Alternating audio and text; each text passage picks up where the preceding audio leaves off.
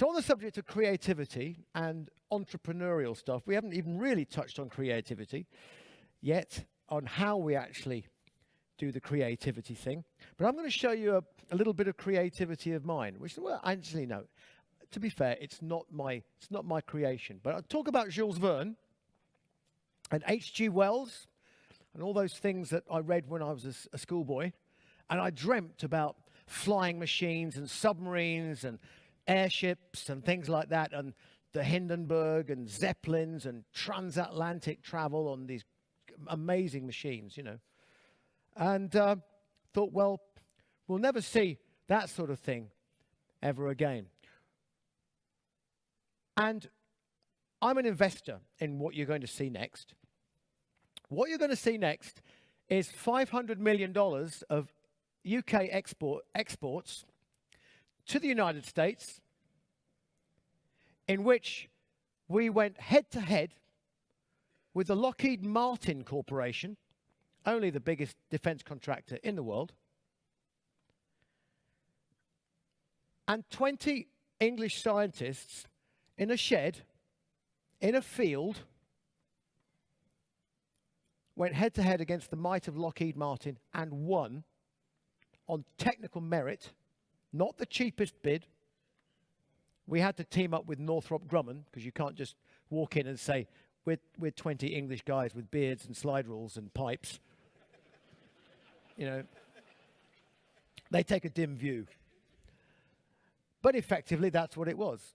Northrop Grumman came to our shed and saw our little drawings and plans and plots and went, God, this is amazing stuff. And we went, yeah, we've been telling people for years, but, you know, what do we know? We're in England, and nobody in England, nobody in England will listen to us.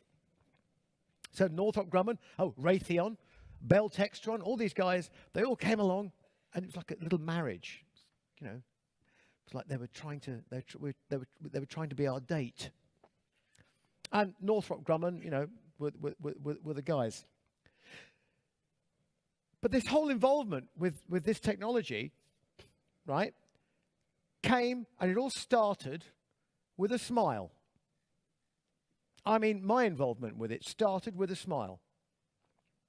I'd written a movie. We were trying to get it made. Hang on a minute, what is he talking about? This is $500 million of technology, and we're talking about a movie. Yeah, because that's the way things often get created in business and entrepreneur world.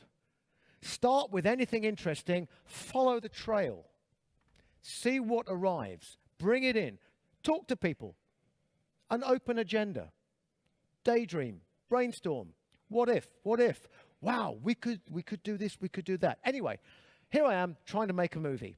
I've co-written a script, and we're trying to raise money. In fact, we're trying to raise about £1 million. Not a lot of money to make a movie. And as in all these things, there's a bank involved. And the bank had dreamed up some tax scheme, and I was there presenting the script as the talent, as it were, to an audience of high net worth individuals. Awful people. Philistines, the lot of them. Dreadful people. Just sat there all day looking at their, well, in those days it was filofaxes or whatever it was.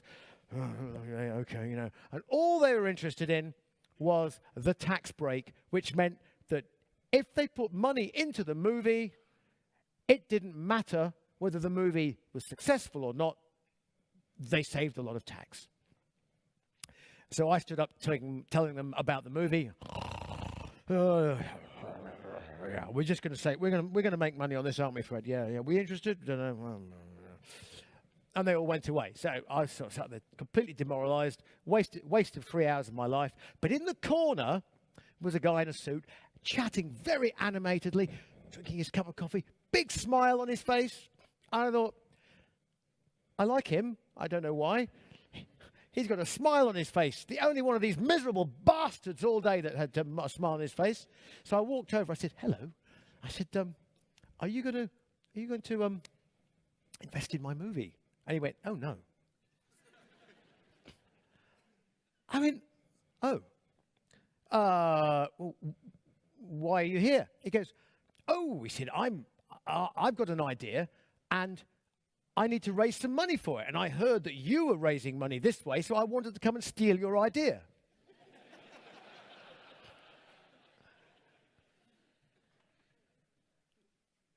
Now, my creative radar just went on red alert. Because here is a man who's thinking, in the truest sense of the word, outside the envelope. He's thinking from the outside in, not from the inside out. And I said, because the next thing to me is, what's your idea? Because if you're this creative, what's your idea? And he said, I'm rebuilding something, which I said, I know you. Hang on a minute. I've seen you on Discovery Channel. Your name's Roger Monk. He said, yeah, that's me. He said, I'm building, run the movie.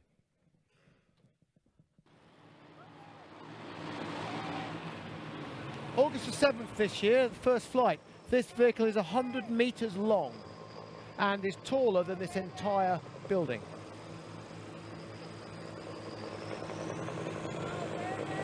And that's that voice you can hear in the background. It's his first flight.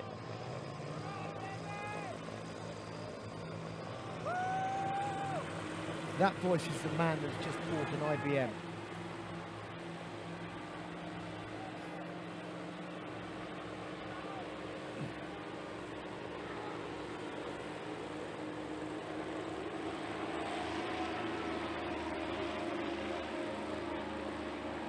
So this is a surveillance vehicle.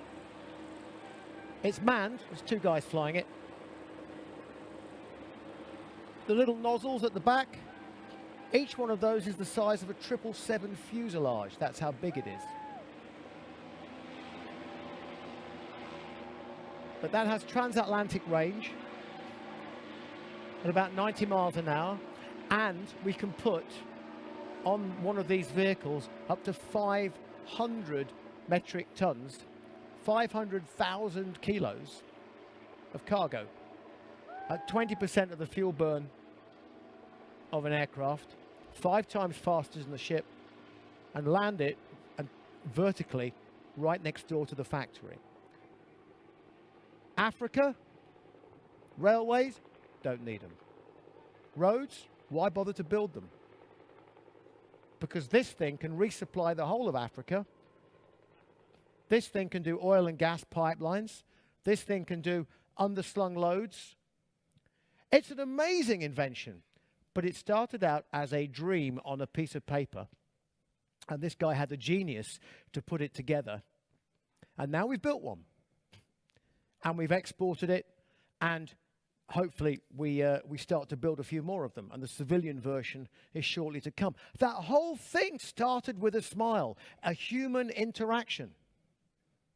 If you'd just gone the conventional route of saying, hello, I'd like to have a meeting with all people who might be interested in investing in airships. 0 to 1 people would have walked in the room. Sorry? Yeah, that's a US, that's why it's got US Army all over it.